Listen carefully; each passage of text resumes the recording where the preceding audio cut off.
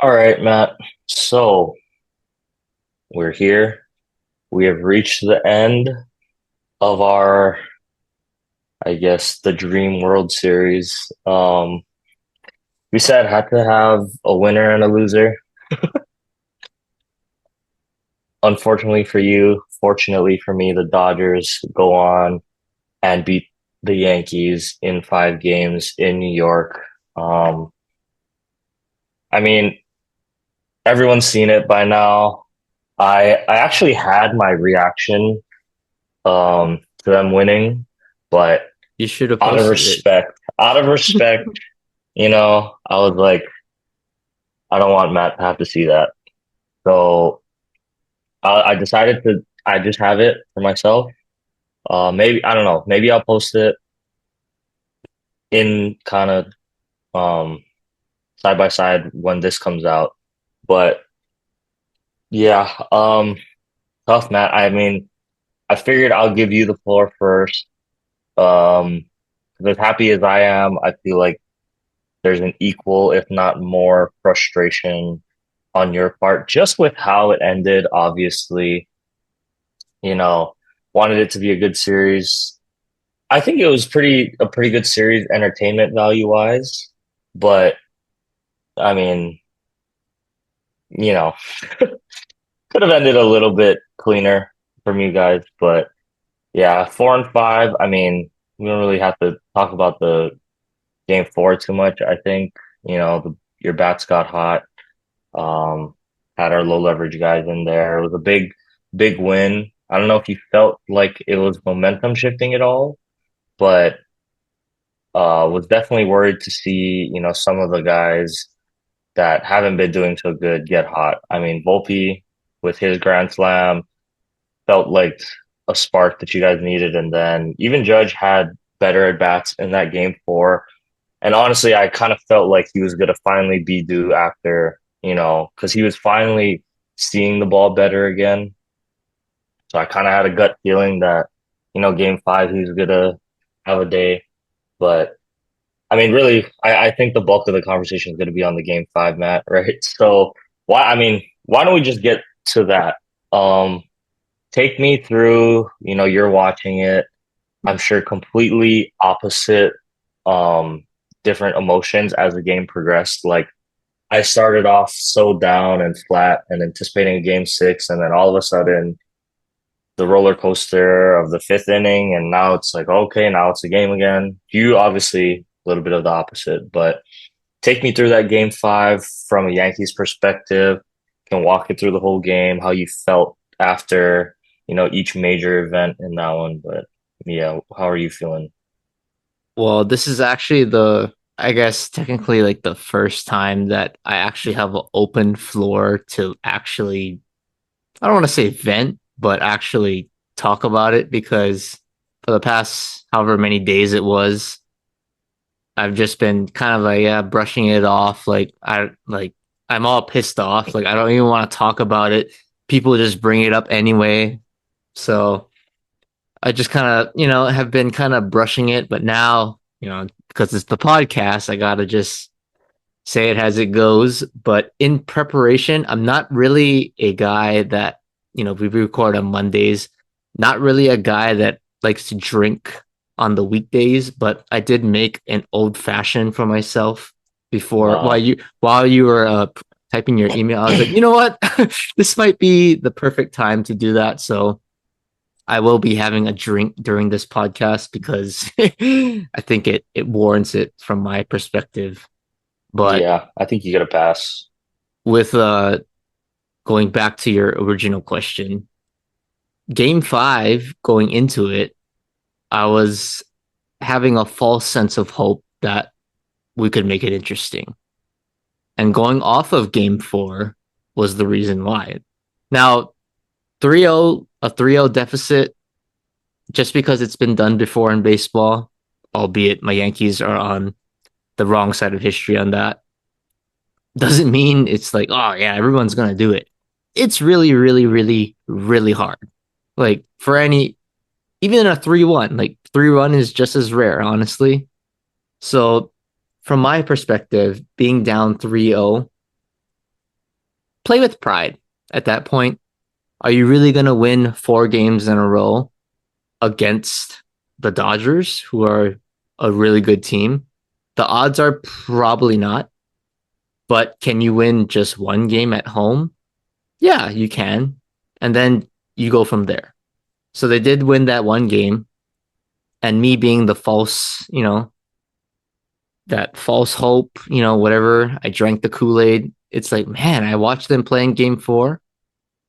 It's like everything that you kind of were waiting for kind of happened, the secondary players, you could say, the role players, Volpe comes alive, obviously has the swing of his career, right? That grand slam. And then, Rizzo chips in, Torres has a home run. It's like, man, like, okay, we break open for what, 11 runs in game 4, albeit the game was managed a little differently from Dave Roberts, throw in the, you could say, low leverage relievers, but nonetheless, still giving guys confidence. And what was actually really, really, really encouraging was in that late inning, Aaron Judge just hits a single, just a simple single, line drive single to left field. Meant nothing in the game. The game was pretty much out of hand at that point. But I'm thinking, okay, that was a hard hit ball. I think he can carry that over to game 5. And sure enough, game 5 played out just how I thought it would. They carry that over. You get momentum late in the game. Aaron Judge, man, he delivers. I'm not even expecting a home run, but he hits a hard ball, line drive, right center, home run. I mean, that is the Aaron Judge home run swing right there. It's that line drive to right center field. It's not when he's like pulling the ball. If he's hitting the ball to right center field, that means he's on time because he's going to stay back enough for the breaking ball. He can pull the breaking ball, but he can drive the fastball to right center field and let it travel. So it's like, oh my goodness, like what a start. Jazz obviously goes back to back. I mean, it's just like the perfect storm.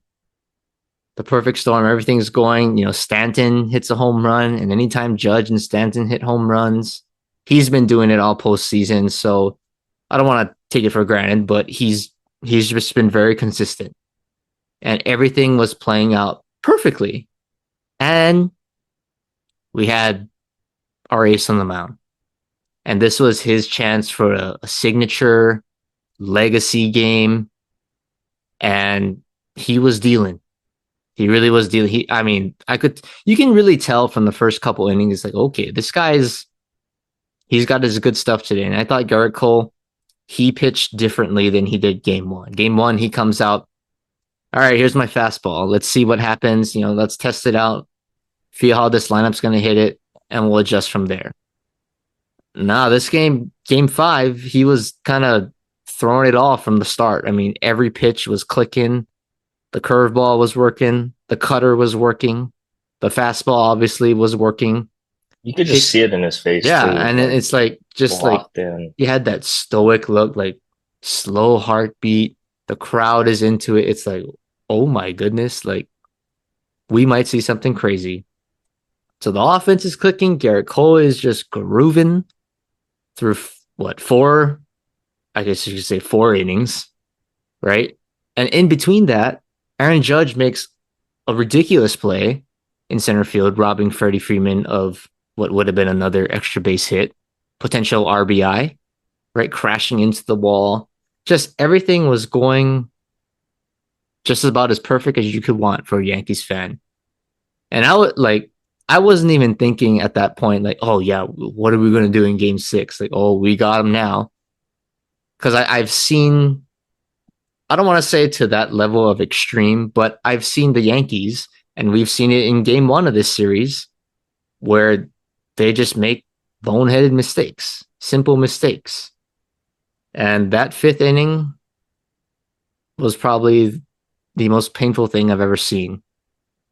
Being a sports fan, being Yankee fan, Cowboy, like that was worse than some of the Cowboys games in the playoffs. Like honestly, that was just hard to watch.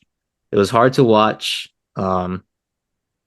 And I don't even know how to describe it. Like I was like we were talking about it yesterday at the field, and I was just in shock. Like I wasn't even mad. Like I was just actually in shock because it was just routine plays. Like I can break it down like error by error, but in summary, the judge one was the first one. So it's like I'm in just shock at that point. The very next one is the Volpe one. Now this is the one that a lot of people are. I've read some comments where it's like, oh, did Volpe make the right play? I think he did, and I think you even told me that yesterday too. I think he Hmm. makes the right play. Just didn't execute it, and a lot of people are blaming Jazz. Oh, Jazz, he's not a third baseman.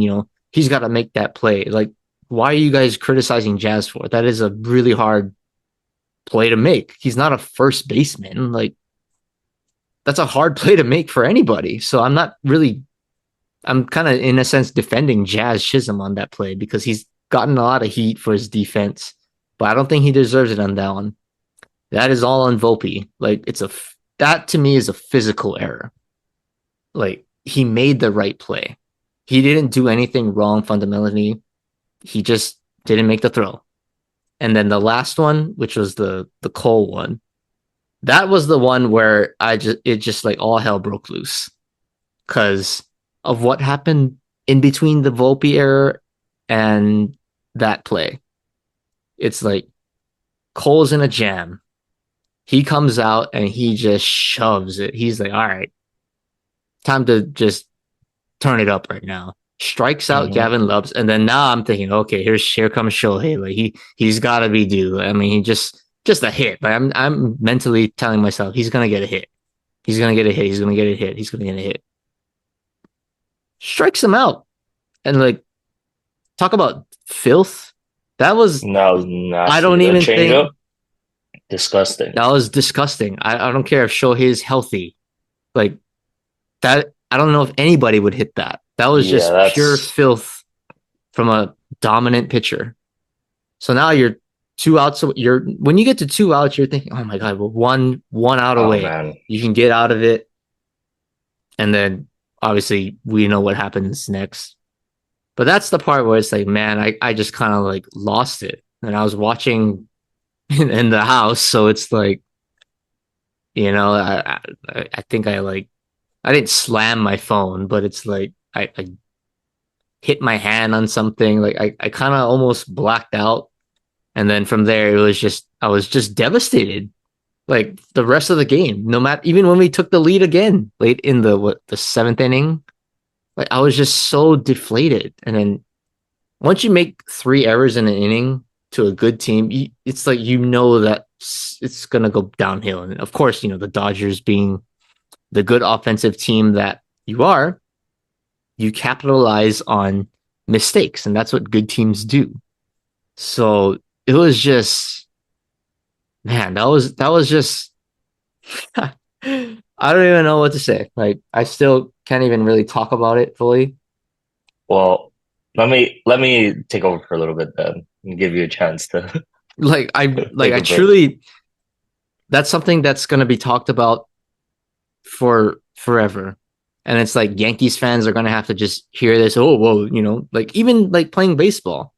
Like little kids growing up now, it's like, oh, you guys got to field PFPs better than the Yankees, or make sure you catch the fly ball with 2 hands, not like the Yankees.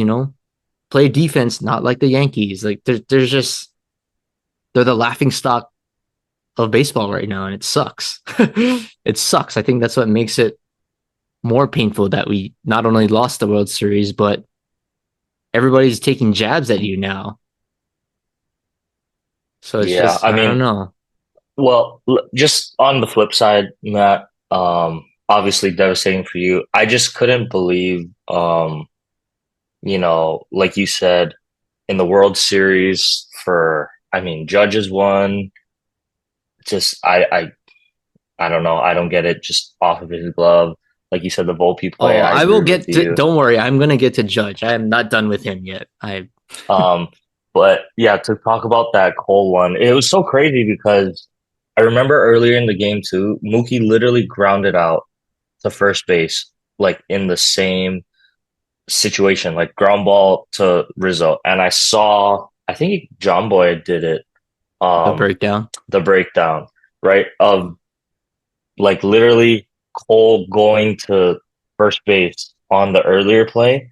And so just, I don't know if it's like, I can't speak for Cole. I heard his post game interview, right? Like, um, it's one of those in between plays where, you know, he initially went for the ball, got past him, and at that point he didn't feel like he had the angle to continue to first.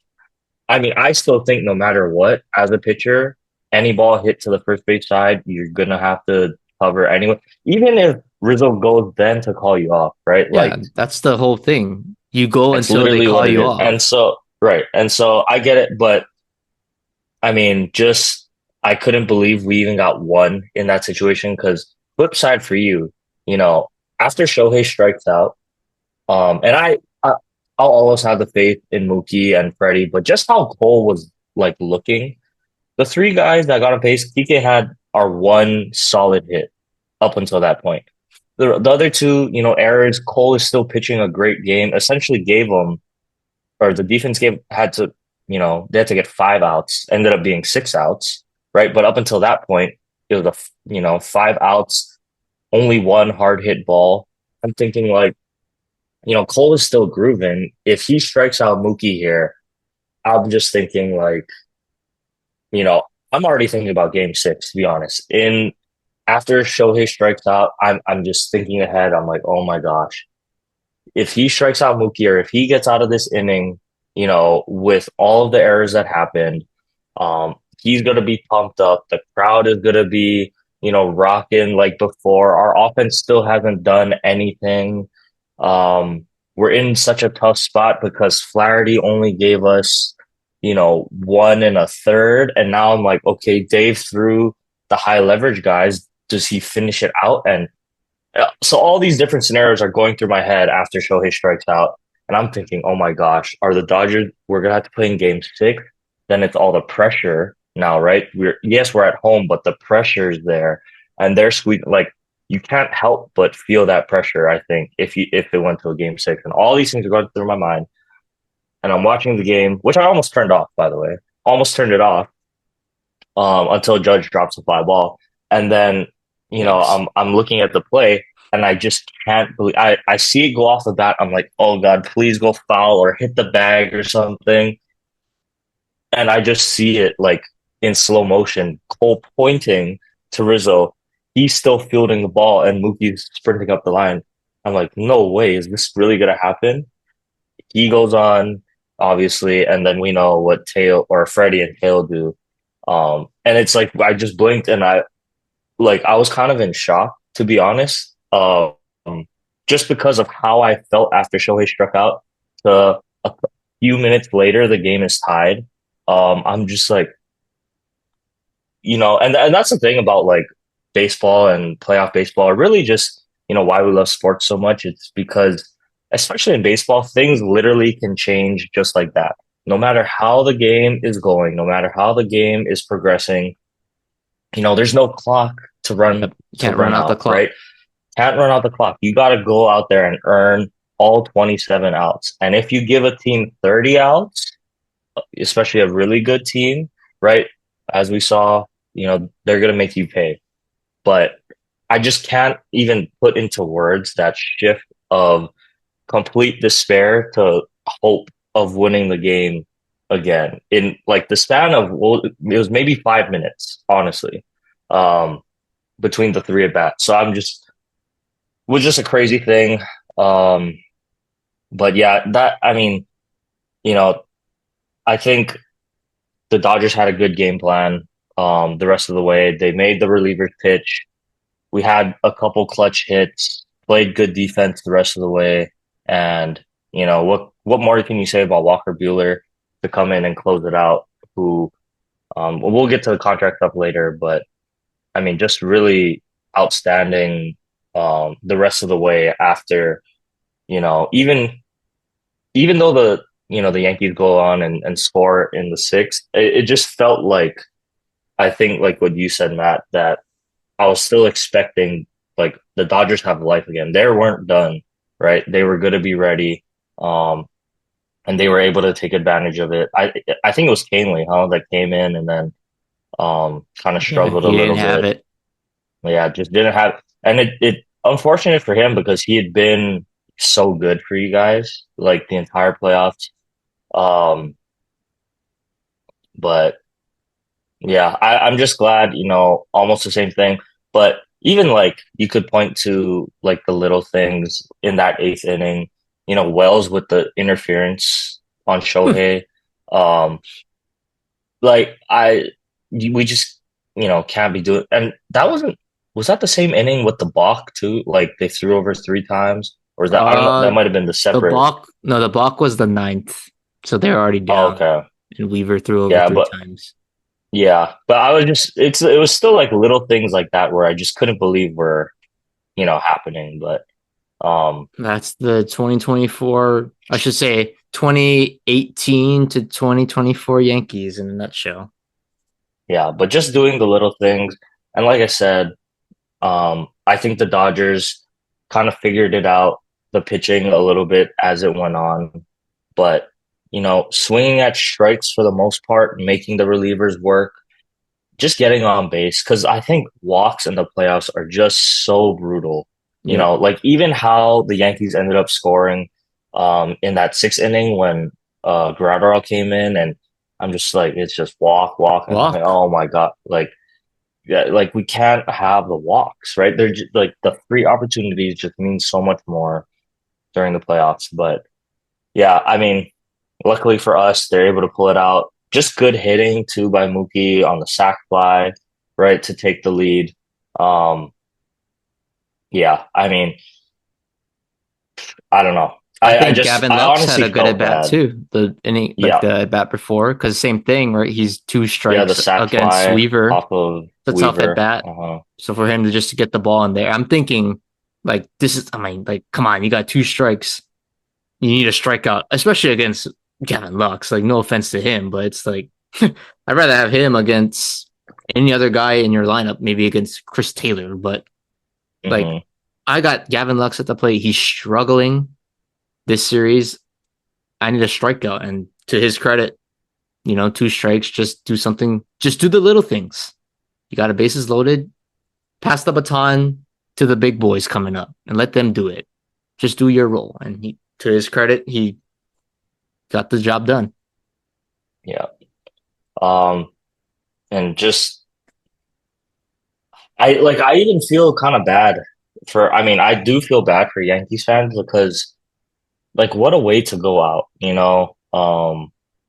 Yeah, the Dodgers played well, but when it feels like you gave away the clinching game, I just can't even imagine,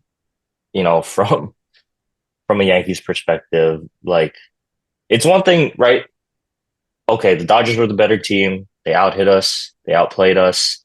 They had the clutch hits, their pitching was better. Um, Tip your cap, right? Like, hey, we had a hell of a run. Tip your cap, they were better than us. But like you said, a historic, unfortunate for you, wrong side of history, fifth inning, to give away a game like that, or to just let them even come back in the game.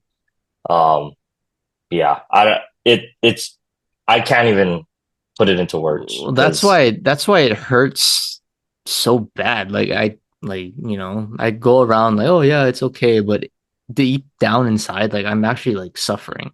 Like honestly, like it still eats at me because, like you said, it's one thing if a team beats you. Like that's sports. You're gonna have a winner and you're gonna have a loser. But the thing that for me, it's my teams, it's like make them beat you. Make them earn it. If they beat you, that's okay. But go out swinging, go out playing your best. And if they beat you, hey, tip your hat. But I'm just looking back and it's like the Yankees easily, like, who knows how it would have played out if it played out this way. Yankees should be, if they just did the fundamentals of baseball, like baseball 101 that you learn in Pinto and Mustang growing up. They do that. You're up 3 games to 2 going to LA. If you asked me before the season started, hey, the Yankees are going to be in the World Series. They're going to be on the road to close it out, but they're up 3 games to 2 against the Dodgers. Would you take that scenario? Heck yeah, I would. And I don't know. I don't know. Maybe it's hard for you to speak on it now, but it's like, hey, if the Dodgers are going to be in the World Series down 3 games to 2, but they got 2 games at home to win it. I don't know how if you would take that, but it's like, okay, you still have to feel confident. Like, yeah, we can win. How many times have we won 2 games in a row at home? Like, that should be like, not that it's pressure, but it's like very, very doable, I think, for both sides. So that lines up where it's like, man, this could be a great series. And maybe it plays out the same, the Dodgers win it, but it would look a lot different, honestly. And yes, if the Yankees lost in 7 games, I would be devastated. But if the Dodgers just, make good plays on defense like they were, have clutch hitting, I can get over it sooner in a sense. But for the Yankees to just give away games is just inexcusable. It's just really, it's just bad. It's just Well, hard. okay. I can't even. You know what? I think that's enough. Game five. Well, the game itself. Now that we can do a little bit more of a season, and it can be a season reflection slash, if you still want to talk about some of the World Series stuff, that's fine. But I figured, um, now's a good chance. Before we get into the off season and stuff, you already kind of touched on it. Oh, it's been the same Yankees, but if there's anything you wanted to talk about, I know you've had frustrations with Judge throughout the playoffs. Stanton has been the pillar of your playoff success, whether it's Boone, whether it's, the defense, base running, whatever you wanted to say, to kind of finally give yourself some closure on the 2024 season, just so that you can get it off now and you don't have to talk about 2024 season ever again. All right. Well, if I look at the big picture, it was a good run. It really was a good run, and it really came down to the the guy who's gonna get, I don't even know what kind of contract, but Juan Soto. When you get a guy like that and you take a chance, you get a top 5 hitter in baseball up for debate, but one of the best players in the game, that should almost guarantee you some kind of success or an upgrade. And this guy, he was the face of the season, I would say, for Yankees fans. And he did not disappoint. Like, this guy is just mighty consistent. I don't know how he does it. He has a unique way of hitting. He just kind of owns the batter's box. Like, doesn't matter who the pitcher is. He's thinking, I'm going to light you up. And if you don't pitch to me, I'm going to walk. I'm going to take my base and pass it on to the guy behind me in Aaron Judge. And with his season that he had, I should say regular season, pretty slow in the beginning, but then he kind of turned it on, as he does normally, has a good season, probably is going to win another MVP. But that was kind of the story of it. It was the Soto Judge tandem that kind of carried us through. And, it really was a story in the playoffs because Soto was probably had the swing of Yankees fans' memories that's gonna last for, I don't want to say forever, because it wasn't like a World Series thing or anything, but it's like when he hit that home run against the Guardians to send us to the World Series, I haven't felt that kind of joy since maybe 2000. I would say maybe 17 with the surprising Yankees run that we had with maybe a DD home run. Like that's probably the last time I felt that kind of joy. And it was special because at that time it was just riding high. But hey, that was he was really the guy. The one big chess piece that came in and that made a huge difference. That made us not going to the playoffs to playing in the World Series. And then obviously we know what happens.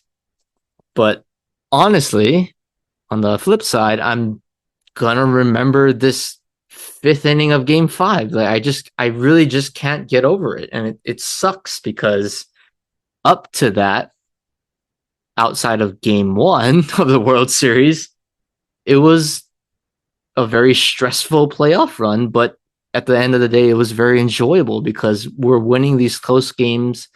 We're seeing the grit from this Yankees teams. They've had to come back and beat these top closers in Clase, Lucas Ursig. Like these are good quality closers, and they're rallying and they're putting together good at bats. And then we get to this fifth game, and I said I wasn't done with this guy, so I'm going to bring him up now. This is the last thing I'm going to say on the Yankees, and it sucks. Aaron Judge is a guy that he's the captain of the team, one of the best. You can debate it, Shohei Aaron Judge, everyone has their opinion, but he's top two, top three, top four, top five player in the game right now.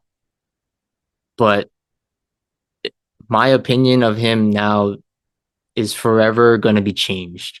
And it's sad. It really is sad. And I even touched on it last week when they were down 3-0 at the time. It confirmed what I said. It really did. That game five. Like, and it sucks because he was actually on a pace to have the game of his life. He had the Hmm. home run. He was hitting. He had that great catch to Rob Freeman. I'm Hmm. like, oh my goodness. Aaron Judge legacy game. He's going to help the Yankees win game five with Garrett Cole on the mound. We're going to go to Dodger Stadium in game six with no pressure at that point and a hot Aaron Judge. And this lineup is clicking. Yeah, I'm going to take my chances with Rodon and see what happens. But for him to just miss that fly ball, it's it literally looks like Dak Prescott. Dak Prescott has he has the great regular seasons. He's just this all-time player in the regular season. And it's like, okay, now we need you. Like people think and it sucks because everyone thinks, oh, Aaron Judge, he hit 62 home runs this year. He hits 58 this year. He's a home run hitter by nature. He has to hit a home run every single at bat. That's not how baseball works. It doesn't just because he hits a home run doesn't mean he's like that's what he has to do. Like he's not expected to hit a home run every at bat. I'm saying he just needs to have quality at bats. And quality at bats in the playoffs just means on base percentage. Get on base, pass the baton, whether that's a hit or a walk, or I guess if you get bean, right? But the quality at bats just disappears. I don't understand what it is in the playoffs that he expands the zone and then to top it off that fifth inning, that error. Like you can ask me or ask Yankee fans, what was your worst error? A lot of people say Garrett Cole's. And Garrett Cole, yeah, he didn't cover the base, the 2 outs away, yada yada yada. But do you realize that Garrett Cole's error would never be an issue if somebody could just catch a fly ball? And it wasn't even a fly ball, it was like those routine, like it was just literally right at him. Couldn't be easier. Took a couple steps in, just make a catch with two hands, you get an out. But when you make that first error and you're the Yankee captain, it's almost expected that guys are going to feed off of you because you're supposed to be the leader. And the very next batter, Volpe makes the error. Like, I mean, it was almost too perfect to predict. And, I look at the film, he's like looking at the ball, and right when it's about to hit his glove, you see his eyes drift. He's like peeking at Kike at first. I'm thinking, why are you like, what is the point? What is the point of that? Like, do you really think one that he's gonna tag up and take an extra base? No, you're so shallow. Like nobody's gonna tag up on that. Or two, what in your right mind thinks you're gonna try to double him off? Like Kike is literally running back to first, thinking he's gonna catch the ball. So he's like, "Oh shit!" He dropped the ball, and then he has to like change direction. He sprints a second. He's safe. But the fundamentals, two hands on the ball first.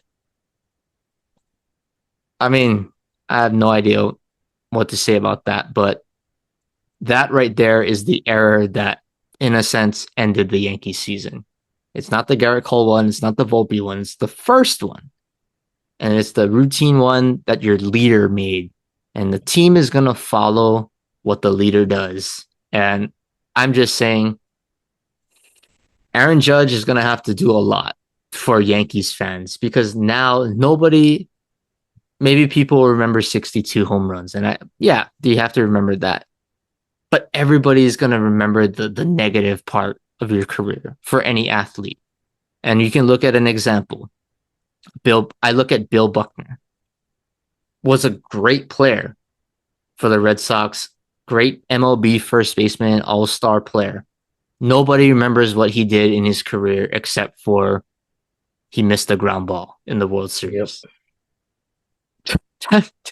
When you do things on the biggest stage and you mess up routine stuff, that's what you're going to be remembered for. And Yankee fans are probably the worst to do that for because we never forget the past. The past is in the present for Yankees fans.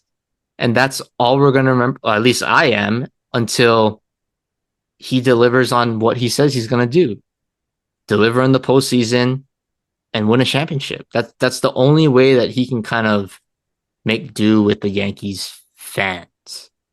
And that's the season right there. Judge is always talking, oh yeah, it's no big deal, I'm so close, there's just all this like Dak Prescott talk. Like it's just stoic, like same thing. Like it's just a typical, New York response, but yeah, that's just how I'm gonna remember the season. It's Juan Soto got us to this magical place. He took us over the hump in a sense. And our leader let us down at the end. That I should say leaders because Garrett Cole played a part in it too by not covering first base. But Garrett Cole, man, sucks too because he would have that was a legacy game. And even after that fifth inning massacre, he comes out and throws two shutout innings after that. Like, how in your mental mind do you even do that? Like, I was shocked he even came out for the sixth. Like, he must have been trained physically, but hey, that guy is Aaron Judge. I mean, not Aaron Judge. Why would I say that? Garrett Cole is he's a dog. And yes, everyone's going to remember that not covering, but have to give him flowers at some point because for him to come out and throw two shutout innings after that mess is just absurd. But everything would have looked different if Judge caught the ball because Garrett Cole would have thrown, let's say, less than 40 pitches from that. So he threw 7 innings, 40 pitches, let's say 20 pitches an inning. Maybe he could have threw a complete game, masterclass World Series game, save the bullpen. You get 2 days off, fly to LA with a fresh bullpen, with the Dodgers gassing everybody out in the 5th game. I don't know. We never know. But we're never going to know because our captain didn't catch a fly ball. But that's all. That's it. That's okay. I'm at this point, I'm just like ranting already, but this is ridiculous. So I didn't even let you talk yet. That's okay. The one thing I'll say, Matt, and it's nothing close to I'm sure the pain that Yankees fans experience. But the closest thing I can probably compare is if you remember in that 2020 World Series, which the Dodgers did end up go on and winning in 6 games. There's that game 4 Was that when a Rosarino one? it was when Brett Phillips Oh yeah, that's right. comes up off the bench against Can Kenley, be.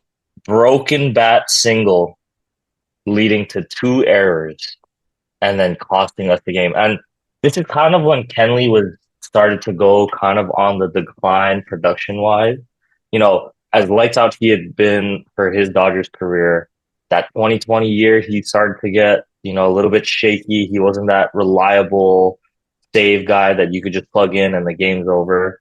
So I will never forget how mad I was being up a run going into that ninth inning and then broken back into an error. I think it was Chris Taylor bobbled the ball, gets it in late, and then Will Smith, um, when a Rosarina's coming around third, falls down. Will Smith doesn't know where Rosarina is. So when the throw comes in, he rushes the tag but doesn't get the ball fully, turns around, the ball's going to the backstop. Rosarina ends up scoring. And I was just so deflated because I'm like, oh my gosh, is that what's going to shift the whole series? Because it goes from us being potentially up 3-1 to 2-2. I remember how upset I was. I had to like go on a walk. I had to leave my house and I went for like an hour walk That's what I and I had did. to come back. So I just That's what I like did. to really to just clear my not even clear my mind, but just think like, did that really just happen? And like I have to like walk around I just walked around my neighborhood for like an hour and I to cool off or something. Um so That's what I did. obviously not to the same extent, in your situation, but I've felt a little bit of pain in that essence in a World Series. But um, to move on past the Yankees to get to my Dodgers, just what an interesting season, honestly, right? All the expectations, you look back at the beginning of the year and you tell me, hey, the Dodgers won the World Series. Obviously I would be so excited, but to do it in the fashion that we did it in, I think even I would be a little bit surprised if you tell me we're not going to have, you know, Tyler Glass now. We're not going to have Clayton Kershaw, right? Gavin Stone, who turned into such a big piece for us, wasn't going to be there.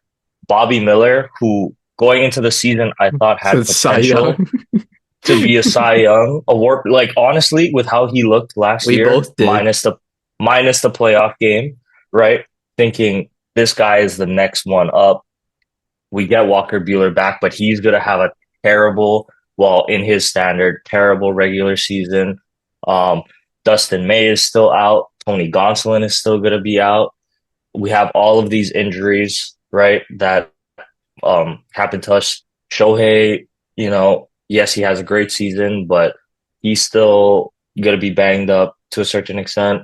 Um, and then, I mean, the list goes on with our injuries, but I just got to say for them to do it in the fashion that they did throughout these playoffs, and really, Matt, Dave Roberts, I think he had a one on Mookie's podcast, and I only heard the clip of it, but I think all Dodgers fans felt the same way, where it really was that series, the NLDS against the Padres, where that was when I really believed everything that this team had been saying all year.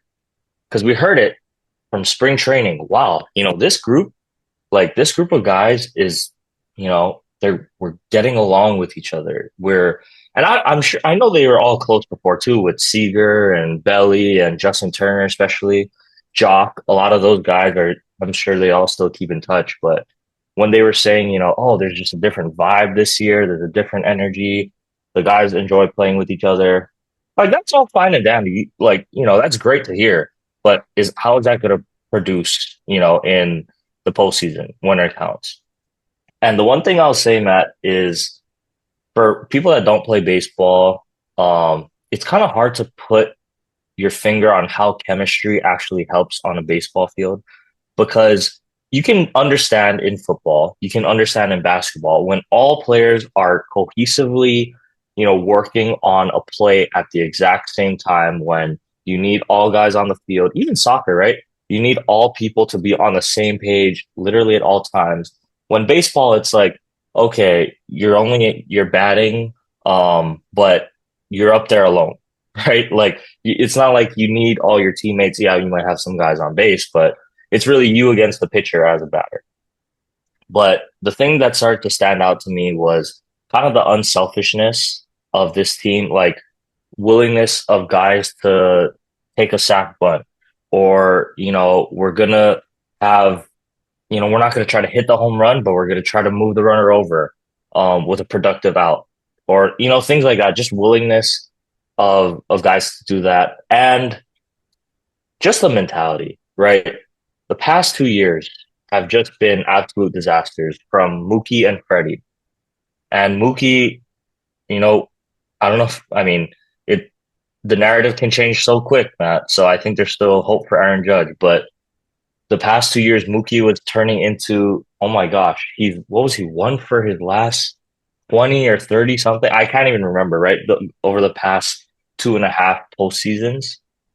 And to be swept by divisional opponents. And it's looking like, oh man, the Padres go up 2-1 and they're at home. They're on an absolute heater. And it's like, here we go again. Another year, all this expectation, all the money spent with Shohei now. Same thing. Mookie isn't, showing up. Here we go again. Freddie has a bum ankle. He can't even play, right? Like, here we go again. Another year of Dodger disappointment. But I will say that game 4, when the offense came up, swinging, and quite honestly, Dave probably saved his job in that game 4 with that bullpen game, to pull all the right strings, shut out against our most heated rivals in their park. I thought was such a big, boost for us. To just be like, no, we're not going to fold this year. This year, we're not going down like that. And I just kind of felt, even after that game 4, I was like, we're winning this game 5. We're going back home. We silenced Petco and we're going to win. And I It's mean, because I luckily it was was there.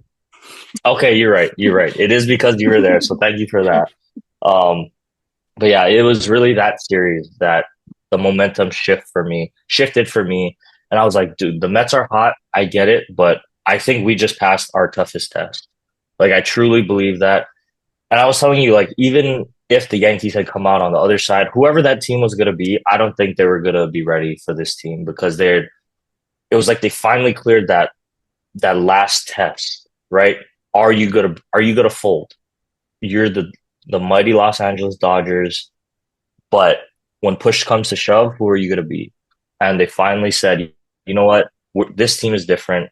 We're gonna show up when it counts. And I think they were able to do that. So great season. I'm hoping for a lot more success in the future, and I hope because I with Dave Roberts, my narrative had kind of shifted, throughout the course of this year and this playoff run where, um, before I thought he was too analytical in the postseason, right? I thought it was just too many, not feeling the game with your gut. Because Dave, he's been around the game for so long. He's a World Series champ as a player. He's been in the league. He's been around baseball. And baseball guys, like, you just kind of know, right? There's just a sense. And when it felt like he was deferring too much towards the analytics, that's where I thought he would get himself into trouble. But this year, I mean, just go back to that game 5, or I mean, yeah, that game 5, right? When Trinan, who has been our guy, he goes out and I don't know if it was a hit and a walk or, two guys get on base, but Dave goes out there and I'm thinking, oh man, are we gonna pull him now? Like, what are we gonna do? But he said he goes up to Blake, saw the look in his eye. Blake wanted it. He trusted him. Lo and behold, it ended up being the right decision. So I just think the growth for him as a manager too, um, what a job that he's been able to do with this team and all the injuries and all of the to manage those expectations and finally come out on top. I think it was such a crowning moment for him and this team. Shohei's a World Series champ now. That's pretty cool for the game, I think. Um, and he's going to be pitching next year, so that'll be even more fun to look out for. But obviously, so stoked that this team is able to pull it out. And yeah, I think it was a little bit good for baseball. People might not like to hear that, but I think when, you have these good teams, whether it was the Dodgers or the Yankees that ended up winning it, I think it's good for the game. When these big market teams, eventually do win some. So I'll leave it at that for my recap, Matt. But before we move off baseball, why don't we just the off season is long, but it has started off already. Why don't we just get to a quick, I don't know, maybe a quick couple of players that you obviously want to see re-signed or let go or immediate changes, just immediate. It's a long off season. I know some stuff already started happening today, but just give me some of your quick takes, Matt, on um, kind of the regular season, or I mean, sorry, the off season. For the Yankees perspective. Yeah, for your Okay. Yankees. So Well, just some okay. quick ones that you want to address. Put a disclaimer out. It is Monday, November 4th when we are recording this, by the way. So today we got the news that Garrett Cole is going to be back with the team. Kind of a, I guess you could say no brainer, but kind of a weird negotiation tactic because it was expected he would opt out, but didn't expect that he would just basically not opt out because that's basically what happened. So there's a weird clause in his contract where he can opt out after the fifth year to be a free agent, but the Yankees have the option to avoid that if they add an extra year to his contract. So I'm thinking, oh yeah, he's going to opt out. They're going to add the extra year. Like simple, easy kind of win-win business, I guess you could say. But kind of strange that he just basically opted out and then opted back Back into in. his Yeah, I like saw that too. it I was didn't get just it, it's just but weird. Like I didn't understand that. I mean, that helps the Yankees in my opinion. You don't have to pay him an extra year. And I'm thinking, well, in another 4 years, is he going to be the same Garrett Cole? I don't think so. So, yeah, he's great for us, right? But, we get, or at least we get our pitcher back. That's a start. But obviously, the big one is Soto. Um, I don't know where he's going to go, honestly, because his comments were pretty open. Like he's open to all teams, which is fair because he's a free agent. You only get to really go through this maybe once in your baseball career if you're a professional. So kind of a, expected answer for him. Like, I don't know why people are making it such a big deal. It's like, why would you say, oh, yeah, I want to come back to the Yankees? Well, then he's not gonna get money. Like he's losing out on money, like from his perspective. So it makes sense. But the Yankee fan in me is like, man, he's gonna leave. I really like I am mentally bracing he's gonna leave. Like I really, really want him back. I don't care what the cost is. He's just that good of a player. You break the bank for him. But I'm mentally prepared for him to leave. what was the projected contract he was looking? It was like I don't even know. Like 15 this is like I've seen or like 15 650 or years, something, like over 700 million, some of it over past, 700. and that's not deferred, by the way. So that's Yeah, he's like, not deferring it. yeah, so it's crazy. It's a crazy amount. And I really have no idea what it's going to be, but I am mentally prepared for him to leave, just mentally. So I am not totally devastated. But obviously, if you get him back, you can't really get pieces around him. But I'm a Yankees fan. I worry because, okay, say Soto leaves. What are you going to do with this quote unquote 600, 700 million that you were going to spend on Soto? Like, I don't want them to be signing like I I know Christian Walker is linked to like you Christian guys. Walker is linked. I saw this like MLB Tonight thing. They're reporting like Christian Walker. I heard Santander is in the mix. Blake Snell, Tanner Scott has gotten some links to us, He's gonna be a big piece. but it's like, is that really gonna make us better? Like Christian Walker, he's not a young guy. Like he's like 33, I think. So he's pretty old. And if you give him like a 5-year deal, he's gonna get a big contract.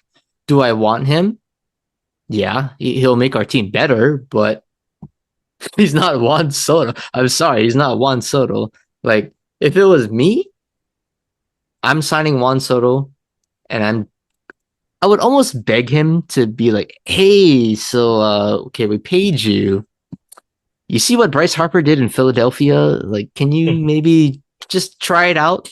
But it's like, if there's a time to try that, it's spring training. Like, do it in these exhibition games. Just see how it goes. If it doesn't work out, fine. He'll play the outfield. We'll work around it. But that's a way to look at solving an issue. Like if Bryce Harper can do it, and Bryce Harper is a he's one of my favorite players in the baseball. Juan Soto almost certainly has the ability to try at least.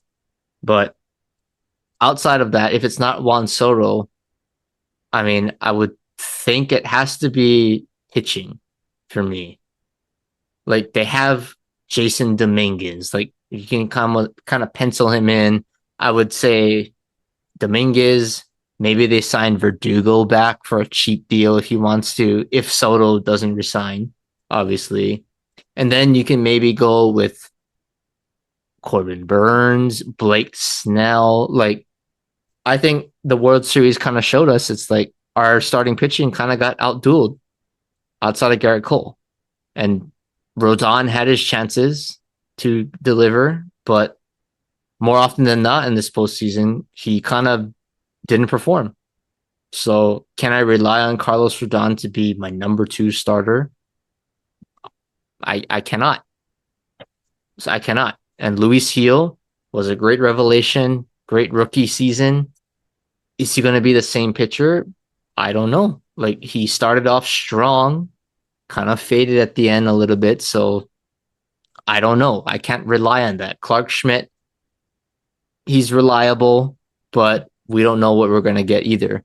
Nestor is injured, comes back injured. I don't need to get started on that, but he's an injured pitcher. So I think for the Yankees, if you don't get Soto, I think there's a way that you kind of have to get pitching. Use that money to maybe get a Tanner Scott, maybe get a Blake Snell, and then add a piece or two offensively. And I think if you don't get Soto, it has to be a third baseman or a first baseman because Rizzo's not coming back. He looks kind of washed. So maybe it's Christian Walker. Maybe it's gosh, if it's Bregman, I don't even know how I'd react if it was Bregman. That would actually be like it's not so much the Well, at player. least it's not Correa. Well, I mean, they're all equal to me. Maybe Altuve is a little worse than all of them, but it's like Correa, Bregman, Gurriel, Verlander, especially they're all like dead to me. Like they can't. AJ Hinch, Alex Cora is another one. I can't stand him. Um, yeah, they're all cheaters to me. So it's like, do I really want that in the locker room? Granted, most of the team is not there anymore except Judge, so hard to say. But I guess it would have to be Christian Walker for a position player, and then you kind of have to adjust from there. So I would go Christian Walker, and then probably I would load up in pitching. You can never have enough pitching in baseball. If it's not Yeah, no, no, Soto, I you know got to it. load up on pitching. Tanner That's fair. Scott, give me Tanner Scott. Give me Blake Snell. Hey, I mean, I don't think we could Corbin Burns, but Corbin Burns and Garrett Cole would be pretty disgusting. So I can dream big, but Yeah. that would be my plan B. Because obviously Soto is plan A, and then you kind of fill in here and there. But if it's plan B, you get like a corner, Christian Alker, and then load up on the pitching. I think for Or we me, steal Teoscar. yeah. Okay. Well, if you steal Teoscar, then we get Soto. So If you you do take, that, I will right? forever hate the Dodgers. Like that's the one player you cannot have. That's like not even fair. It's Yeah. not fair. I mean, I would probably agree. But the one thing that I'm just kind of curious about for this offseason is, I still think that the Yankees are even the roster that was currently constructed at the end was talented enough to win a World Series. And honestly, probably talented enough, like you said, to beat the Dodgers. I don't know if you feel like that, Yeah, we but were. I We just just didn't make fundamental plays. game one was right there. Obviously that game five. And like you said, if a couple pitches go differently, it's a 3-2, Yankees lead instead, going back to Dodger Stadium. So like to me, I think the Yankees will always have the talent and be good. I'm just curious because the one thing that is so interesting to me about the Yankees is you could call it culture, but from the outside looking in, right? The New York Yankees, oh, they're the marquee, prestigious franchise of the MLB, right? Like that's just the given. Um, Not anymore. I mean, 27 World Series championships. Um, I'll just say it's so interesting because, back in like the 90s and the 2000s, more so in the 2000s, when Jeter was there, it was so business-like, right? But it was still all about winning. But yeah, it was business-like, but there's something now with the team that it's just like the fundamentals and stuff, I don't get like it doesn't coincide with each other, right? Like, okay, we're gonna be business, the from you can even talk about the no facial, right? Like only mustache, like clean cut looks and we're the Yankees and we need to be presentable and you guys wear suits, right? To show up to the games and um like there's all this focus on being that professional team and being, presenting yourselves in a certain way and being a New York Yankee.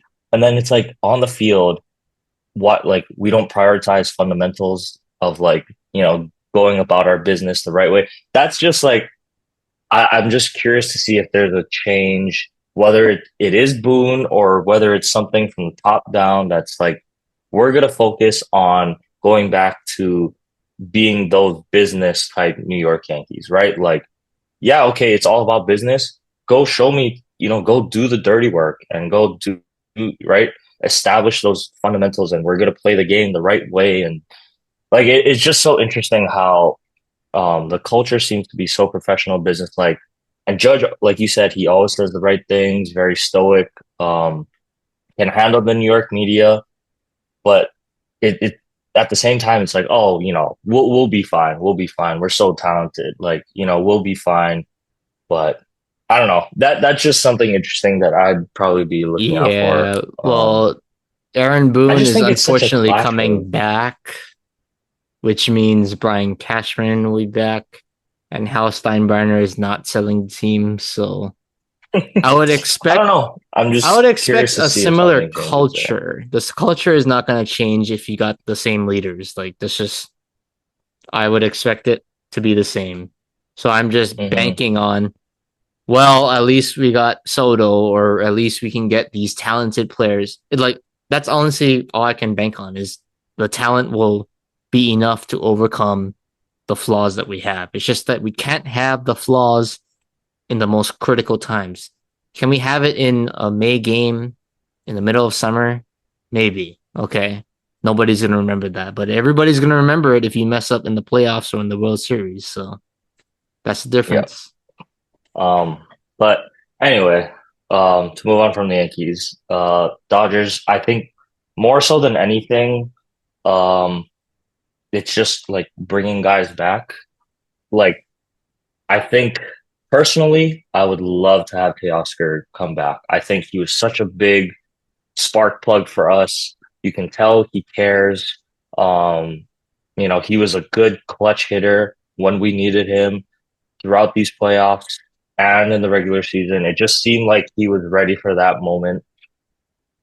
So I think he should be a priority in bringing back. They already said they exercised the option to him to He's bring not him back. accepting that though. So yeah, but they're going to renegotiate for a long-term deal. Um, I would love to see Walker Buehler come back. I don't know what kind of money he's going to be asking for, but I think I mean, as long as we're not going up to like 15, like 20 mil a year, I think that's a little bit much. But if he can stay somewhere, maybe in a 15 a year ballpark, like short term, prove it deal, still like one of those 2 year deals, right? With a chance to extend after. But I just think like he found himself again. He found the new Walker Bueller, right? It's not the stuff that's gonna kill you, but it's he's gonna outpitch you. Like he's a pitcher, right? Um, and he's kind of making that transition but to still be, dominant in just a different way. So I think those are the two big names I'm going to look out for. And then obviously they're going to address the shortstop position, but I'm not sure what we do. Like, this is the thing I'm kind Adamas. of iffy about. So we're linked to Adamas, and Adamas is great. Like, defensively, he's great. Had a career year, home runs, right? But I'm just worried if that takes a little bit away of what who else we can bring back. So I don't know. Like, if you told me I could either have Adamas or Kike, some of the relievers and even potentially Edmund, like if I had to pick like one versus three, like that's so tough because I think Kike and Tommy, like we saw how important having that versatility was in the playoffs, right? Freddie gets hurt, Kike can play third base, Muncy can go to first, you can have Tommy at short. You can have him in center. You can have him at second. TK is the exact same way. You can play all seven positions on the field essentially if you have to. And I think that versatility was a big tool for this team. But at the same time, like it's so hard because Adamas is so talented. I think he had a 30-30 year. He was top 4 or 5 in RBIs, something like that. So um, you still need that production out of your shortstop position. And Rojas, he is coming back, but it's going to be more of that, leadership type of role. He's not going to play every day. So I don't know. I think it'll be real interesting to see how Andrew Friedman and that team decides to go about it. But the two names I'm really looking at are Teoscar and Walker Bueller. I think those are the number ones. And Kershaw declined his option, but they're probably going to work He's something coming out. back. He's One going to year stay. deal.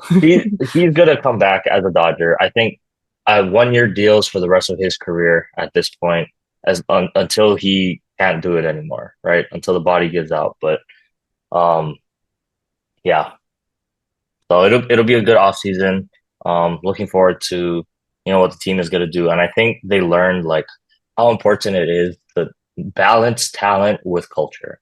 This team, like I said, the bullpen they call themselves like the dogs, right? They all had the dog mentality.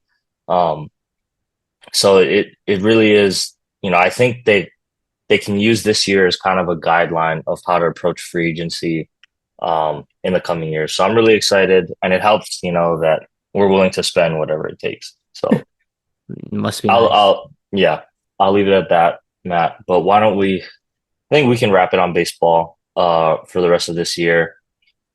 It Until was Juan it was a Soto fun season. signs. Yeah, until some of the major offseason stuff happens, we'll call it a wrap on this 2024 season. Um, yeah, I'll turned out good for me. But let's move on, to some more sports talk here for a little bit. I guess we got to talk about football. Both of our teams God. just Could this pod get disappointments. any worse for me? Like this is like Yeah, this is a all rough one low for for you. me. Um, I don't know how much you want to get into it, Matt, but your Cowboys take another tough loss against the Falcons. Worst news though, Dak gets hurt. CD also hurt. Um, I mean, the Eagles are still winning despite Nick Sirianni. The Falcons are, I mean, sorry, not the Falcons. The Commanders are still rolling with Jaden Daniels. I think it's going to be tough to win the division at this point. And now with Dak being hurt, I think that playoff chances get hurt a little bit. Now you get to see your boy though, who you've been talking about this whole time. So let's see if Cooper Rush can be the savior that the Cowboys need. But I mean, realistically, Matt, for me more than anything, it's been the defense with the Cowboys. Like, don't get me wrong, the offense has definitely not lived up to the expectations that we expected going into this year. But I still think, like, man, um, what happened to this defense? Maybe it was all Dan Quinn, I guess. But yeah, rough for you. It's gonna be rough when I talk about the Dolphins, but I don't know. Are we punting the season? Well, I said last week was the must-win game, and now they're what 3-game losing streak. Half the starters it feels like they're injured. Now your quarterback is out for an extended period of time. It almost makes sense to just, hey, it's not our year. We got to try to build for 2025.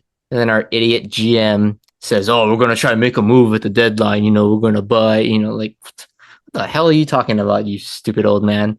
But the really interesting thing here is, and you touched on it. So I woke up Sunday morning, wasn't hungover, but, had a Halloween party, woke up to watch the game. Wasn't really getting worked up about it because I already knew we stink, but I'm a Cowboys fan. I'm going to watch, torture myself for 3 hours. And that's basically what it was. I mean, Kirk Cousins was doing whatever he wants. At least Darnell Mooney had a good fantasy game. But the offense looked terrible, honestly. Like, we just couldn't get anything going.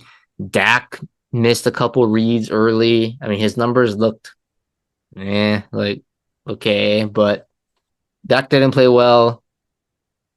Really, nobody played well. Nobody played well. And then I really perked up when Dak got injured. Not that I was happy that he was hurt. I don't want to see anybody hurt, but I got really excited when I saw Cooper Rush warming up on the sidelines. He was taking snaps with, I don't know if it was BB or whoever, but Dak was nicked up. So I was like, oh, baby, it is time. I was like, in my head, I'm thinking, oh, we're going to win this game now. We're down 2 scores. We got the ball now. Like, 13 points. Hey, Cooper Rush just needs 2 drives to get it going. And hey, to his credit, he played well.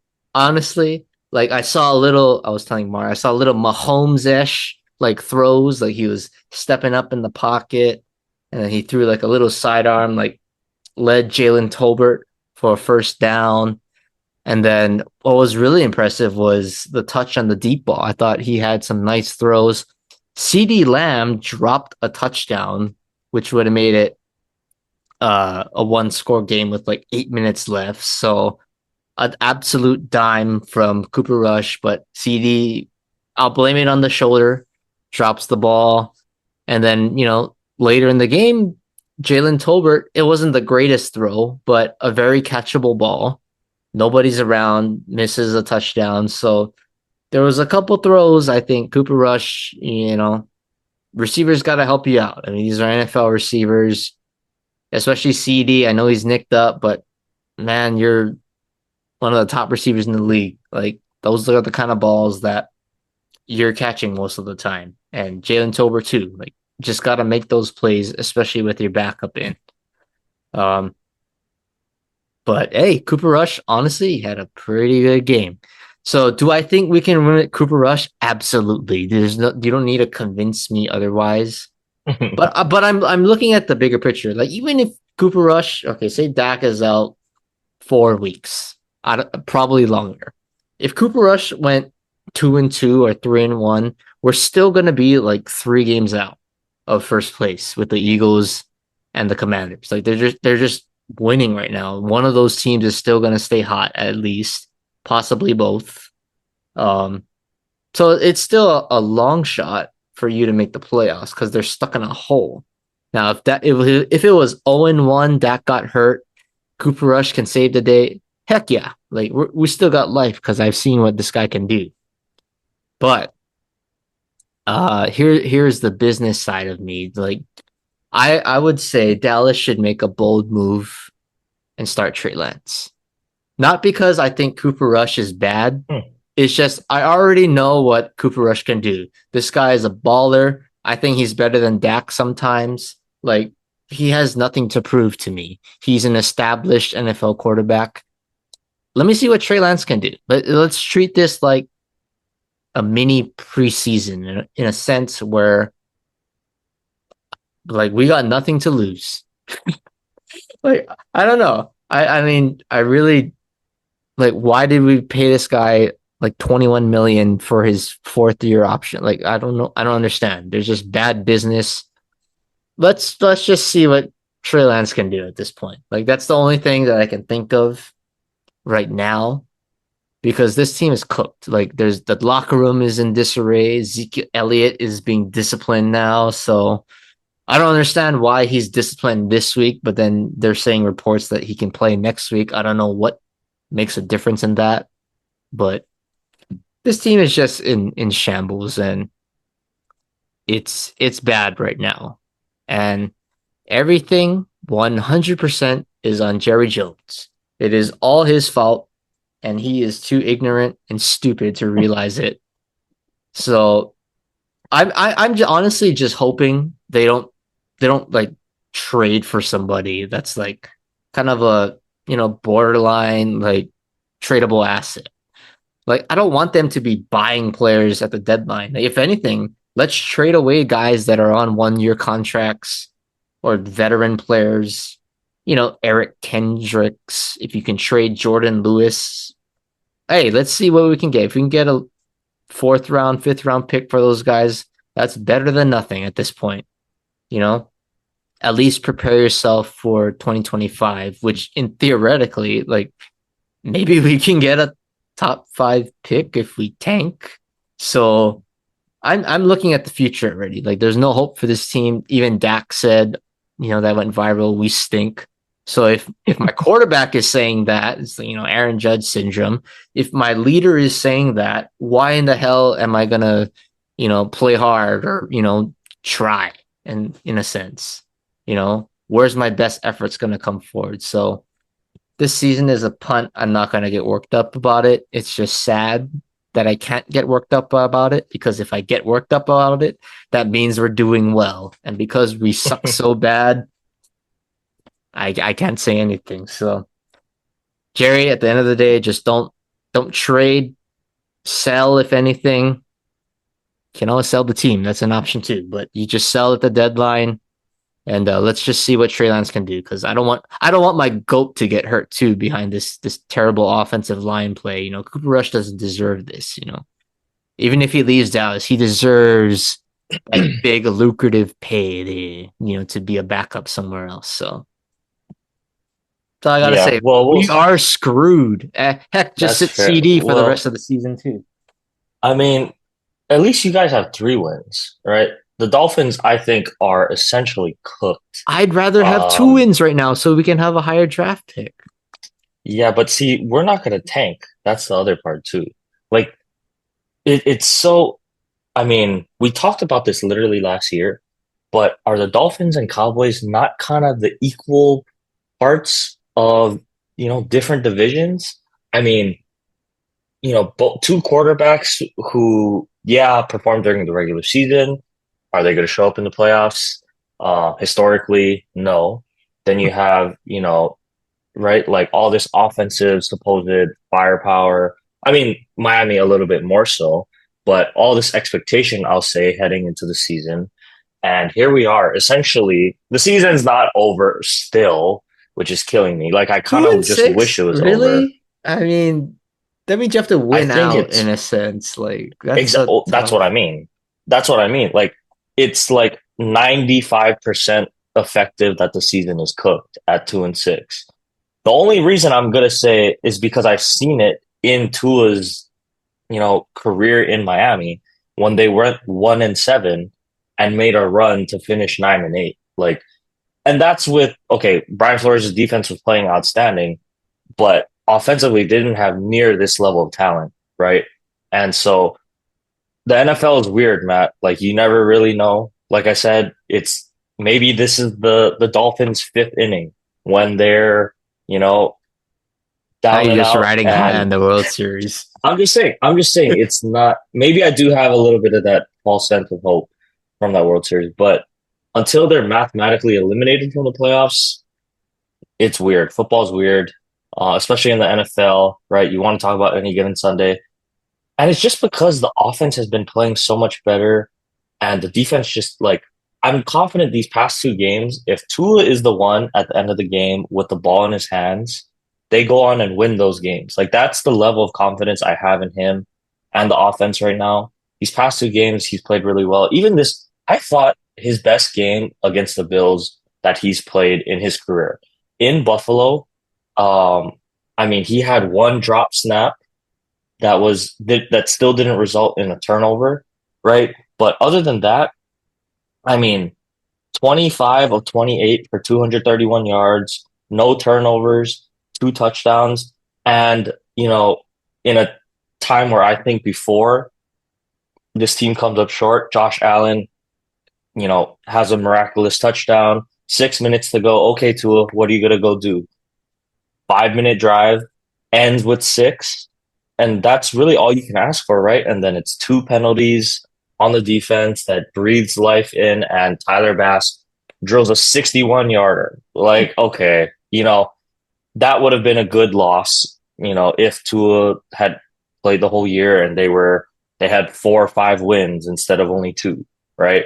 Um, that's when you say, oh, hey, yeah, okay, they lost, but guess what? Tua is was built for that moment. He responded when he had to, right? Um, Defense didn't hold, but it almost means nothing because, like you said, 2-6 effectively cooked for the rest of the year. And just in a weird position because you see the promise that this team has on offense, and now it's like, okay, what do we do? Like, we got to try to play out the rest of the year. Like, we don't really have another choice. But um, yeah, it's just unfortunate because they've finally figured out their offensive identity, but defensively, the defense can't hold anyone. So just frustration, um, football wise, but at least the games are fun to watch again. It's not like when Tua wasn't Can't playing say. and it was unbearable. Um, but Actually, it might be fun just for look me back. now. Yeah, I mean, you're right. Cooper Rush, But baby. I mean, really, just looking back, Matt, I mean, can't imagine if Tua, doesn't get hurt in that Buffalo game.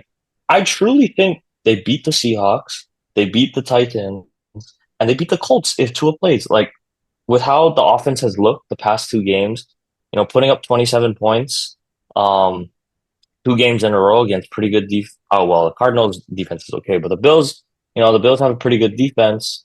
Um, and for them to do that in back-to-back weeks, limited turnovers. I mean, Mostert had 2 fumbles in 2 weeks, but it's like I feel like they're playing good ball offensively. They just can't win the game, which is so frustrating. So it's like you look back, I really think they could have 3 more wins under their belt. Um, so it's just frustrating, especially with how the AFC has been looking this year. But I don't even know. I think I think for sure I've been saying it, but I'm pretty sure they're 2-7. Then the season is actually just over. So then they decide what they're gonna do because just play spoiler, I guess, the rest of the year. They're gonna be the best Well, 2-7 team in a long time. the So trade deadline is tomorrow. Is it tomorrow? I think. yeah, So wouldn't you decide? like right now while they're sleeping to like what they're gonna do? Because like They're not going to sell. they're not gonna sell. Because I Mm-mm. heard the rumors that Tyreek is available if he's gonna get traded, he's gonna go to the Chiefs. Like I heard some reports about that. I don't know. I don't think they're selling. Is, I think Greer, Stephen Ross, and Mike McDaniel are adamant that this is a good football team, um, and they're going to believe in a miracle run. Honestly, Okay. that's what I'm sensing. Is that the right move? Uh, I mean, Hey, it's punt this unlikely, season and you but load up on a potential superstar in the draft next year. Like I don't know. Maybe it worked. That's what I hope Dallas does. But hey, maybe Miami has different plans. yeah.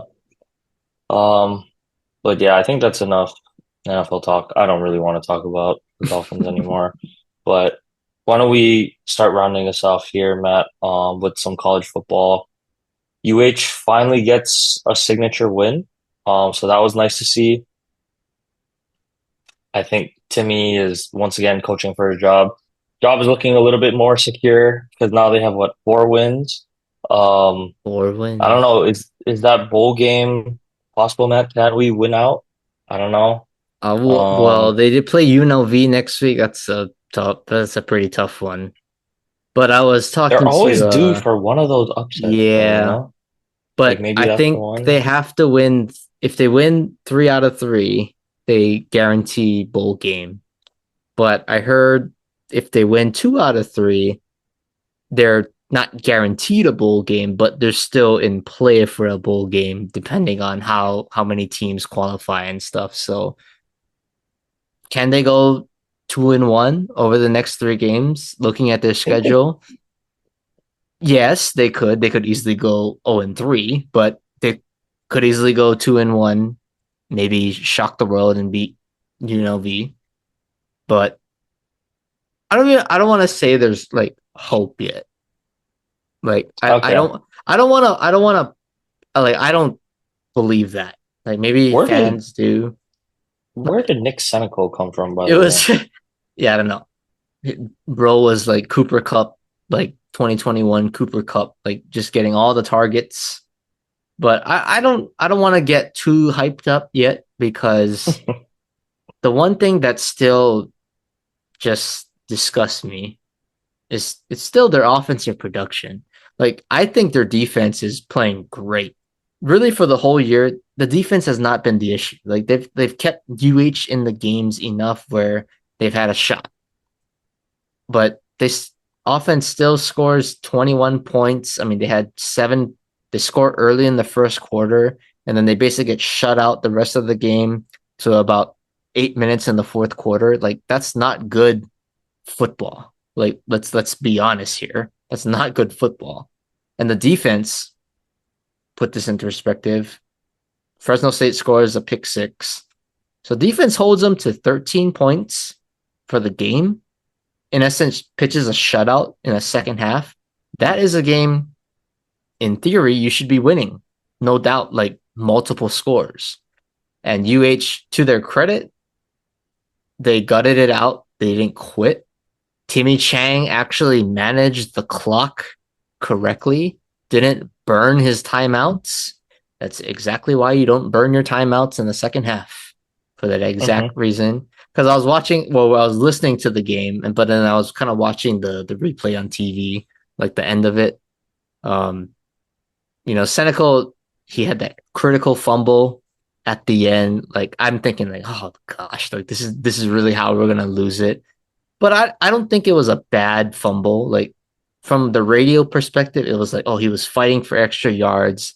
But the defender did the typical, they're gonna throw the punch, take a shot at the ball, and it was honestly a perfect punch. So hard to really say. Like it wasn't like he was like dangling the ball and he lost it. Like it wasn't like that. So kind of felt bad for Senecal, but I'm glad that he got his redemption. He scores the winning touchdown. So that was a good story to see. Um, but freaking UH, man, they always make it interesting. Like I don't know how much you listen to or watch the game, but they I don't know who, I forget which player it was, but somebody got ejected for targeting with no time left on the clock on the last play of the game. So now they can't play the first half of the UNLV game. So it's like on the last play of the game. This is this Fresno. They're just trying to hook and ladder, toss it around, and they get a penalty. So I'm thinking like worst case scenario, like oh my god, they just got a 15-yard penalty. Like can they Hmm. actually throw a Hail Mary now? And obviously, with the whole Washington Chicago thing in the NFL, like you never know what can happen with a Hail Mary. Like so I'm thinking like, oh my gosh, this 15-yard penalties puts them in Hail Mary range. But luckily, they didn't work out that way. But it's just like things like that still make me believe like, oh UH, they always find a way to make it Oh, interesting. UH. Yes, they do. Yep. But I think the one encouraging sign, and at least for our sake, is Tylen Hines had a busy day, had a I know, pretty finally. finally, and I just look at the usage. I mean, he finally, hey, let's use him as a running back. He had 12 carries, had 3 receptions as well, I think, if I'm not mistaken. How many catches? Yeah, he had 3 catches, so 15 touches. That'll work. And it was, I saw a couple of jet sweeps. He took traditional handoffs in the shotgun. He's catching passes. Like yeah, let's utilize him that way more. That's the one thing I saw that was actually like encouraging to see because Landon Sims not gonna cut it. Can he be a change of pace guy? Block a little bit. If you need a maybe a short yardage play, like can he be in play for that? Yeah, of course. He's still an asset on this team, but I think Tylen Hines is still your one of the few home run hitters on this offense. So I think it's good to see that we're getting him the ball in different ways now. So hopefully we can build on that going forward. But Mm. I'm not gonna jump on the we're we're back yet because let's we beat Nevada. Like Nevada is not a good football team. Yeah. Fresno State is a probably gonna make a bowl game, so you have to give them credit there. Timmy Chang gets his second road win in 3 years, 4 years, which is not good by the way, but progress. Your progress. Hey, you know what? I'll take it. With how the season was looking, we'll take any win we can get. Yeah. Um, okay, and then yeah, why don't we just do real quick Oregon and then the Ohio State game. Um, Oregon looked pretty good. They should win out now, I think. They survived that trap game, Yeah, I thought. Oregon I wouldn't say they played well. They started really strong. Offense was clicking, and then kind of typical Oregon, they just kind of fade a little bit in that third quarter. That's kind of been their Achilles heel, it seems. Third quarters coming out of halftime, just kind of dead. Michigan gets a little bit of life, false life late in the game. But it's kind of a hard game for me to measure because, yes, they're at the big house. Yes, it's Michigan defending national champions, but they might have one of the worst passing games in college football. Like they just can't throw the ball, which is insane. Like I don't know how they can be that bad at passing. So it's kind of hard. Like to me, it's easy because they have one weapon on receiving. It's Loveland, the tight end, who's going to be an NFL player. So let's just take him away. They didn't. He was still making plays, but let's just take him away, stack the box, and stop the run game. And if that quarterback beats you, so be it. But hard game to measure, at least defensively. They played well enough, but definitely wasn't their cleanest game from I would say start to finish. But like you said, I think the schedule is still in their favor. 2 out of 3 at home. No ranked teams as of now until potentially a Big Ten championship game. So they just have to take care of business and then because they can't really lose. Like there's still a chance that they don't make the Big Ten championship because only the top two make it. Indiana is still undefeated, so theoretically still tied for first. So you kind of have to win out. Luckily, they did beat Ohio State, have that head to head. That's a huge advantage, but it's not a guarantee. So They need to just finish strong, work on the third quarters, and we'll see. But at least Gabriel's looking a little better than he did to start the season. So I'll give him that. I'll give him that. Hmm. Okay. And then Ohio State, they had a big win going into um, Penn State, coming out with a win there. You know what? I honestly like these teams are all feel so even. Like there's no real like I know Oregon's the one seed, but to me they still don't feel like a dominant one seed. I really think we're just gonna have to wait for the playoff. Yeah, it's going to be Um, exciting. yeah, so it'll be fun because there's just no juggernaut this year. That's kind of poised to take it all. So I'll pay attention to UH, but when the dust settles, that's when I think it's time to lock in Yep. for college football because like these teams just the ranked teams lose and so many upsets every week. Um, I don't know. I still think Texas is good, but like who knows? Texas, I think it's all just Georgia matchup. is not. They're Sure, not. They're yeah. good, but they're not dominant. Georgia, I think Hmm. so. It'll be Yeah. interesting. Hmm. So I guess we'll see. Yeah, we can talk about the Lakers. Eh, still early. I think they're still establishing themselves. Like they looked really good. Took a Did they bad win loss to today? Detroit tonight. Oh, they Nope, lost to they lost to Detroit. Detroit. But Anthony Davis has been absolutely balling. I do want to see a little bit more of Dalton Connect, but you know what? I'll give JJ some time. It's gonna be, just to figure out the rotations and how he wants to do everything. I think it's gonna take some time. But nonetheless, I really do like the vibe of this Laker team. To me, like I think the one thing I'll say, and it's still a little bit early, but I don't know if D'Lo is the right point guard to be in this system. Like Ooh, I still think, trade like I love D'Lo, but I just think we need like a defender. We still need that perimeter defender. Um, Vando. like more of a three, yeah. But Vando's hurt, so he's not Mm. coming back for I mean, I don't know. So maybe they waited out. They trust in his offense and everything, but yeah, I don't know. We'll kind of see how everything plays out. Um, but so far, I'm liking the vibes much more than the past 2 years. I'm still adamant about that. But yeah, with that being said, Matt, why don't we get to our quick hitters here? All right, Jerry Jones Award. I could easily say the Yankees, and they rightfully deserve it, but it's a little too obvious. I think they're probably the foolish fools, or I should say, Jerry Jones Award winners. But I'll throw a curveball. I'm gonna go with Penn State. Penn State football. I thought had a terrible loss to Ohio State at home. When they always think it's the year and then they have a stinker like this against Ohio State or Michigan. I think they had the ball like inside the 5 yard line twice and somehow came away with no points and they lost by 7. So just kind of a yucky game. I don't think they scored an offensive touchdown against Ohio State, which is bad.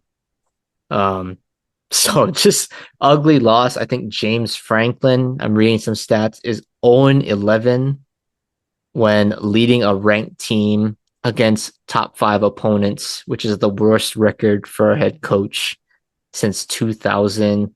Ohio State is now on an 8-game winning streak. And Penn State is now 0-7 against Ohio State and Michigan, the quote unquote bad boys of the Big Ten, since 2021. So talk about getting bullied and dominated, and you're 35-5 against the rest of the guys. So I think that's just a bad loss. I think Penn State, maybe they're lucky. They can sneak into the playoff because it's a 12-team format, but it's going to be a long shot for teams to really, I should say, people to buy into this team to win a national championship because this was their chance to make a statement and they just came up short again. So I'll go with Penn State for my Jerry Jones Award winner. I mean, I think for my tribute, I have to give it to someone on Dodgers. Like, I just got to do it. So, And that's I fair. mean, a lot of guys to, pick and choose from. I already gave Dave his flowers. So I really do. I got to give it to Kike. Um, I think as much hype as Freddie got, who, I mean, I guess I called it on the X Factor, but I'm not going to give myself credit because it's Freddie Freeman. But, um, for all like the things that happened, for him to play the defense that he played and really spark that fifth inning, with a base hit off of Cole, he hit almost 300 in the postseason. Um, like just an unsung guy that continued to produce for our team consistently throughout the playoffs. And he's just a gamer, right? Like he's just a baller. You can tell he wants it. You can tell he has a good energy that he brings to the team. Um, I just love Kike. So I hope they find a way to keep him. Because he tears up lefties. So Kike, maybe my fan tribute this week. All right, But yeah. Kike. That's fair. All right, sports fact of the day, November 4th. Wow, this is kind of nostalgia for me. I'll go 2009 when the New York Yankees defeated the Philadelphia Phillies 7-3 in game 6 at Yankee Stadium to win their 27th World Series title, with Robinson Cano making the final put out to Mark Teixeira. Hideki Godzilla wins MVP. And I haven't seen a World Series title since. So shout out to the 2009 Yankees for being historic at this point, because it's been over 15 years now since a World Series title for the Yankees. So I'm still starving for a championship. But that's all I got for sports All fact. right. Cool. All right. Well, I think that'll be a wrap, Matt. It's a wrap on the 2024 MLB season. Now we can shift to football and basketball as we usually do when the calendar hits November. So, yeah. Thanks everyone. Appreciate it. Have a good week. As usual, stay safe. And we'll see you guys next week.